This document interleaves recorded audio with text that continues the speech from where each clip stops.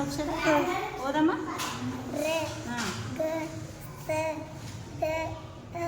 Very good. ಇದೇನಿದು? ಇದು ಇದು ಗುಡ್. ಇದು ಇದು ವೆರಿ ಗುಡ್. ಇದು ವೆರಿ ಗುಡ್. ಇದು ಹಂಗೆ ಓದ್ಕೋದು ಕೂಡ.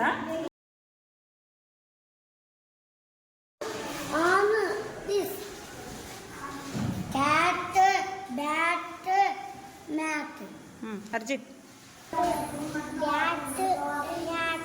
ಗುಡ್.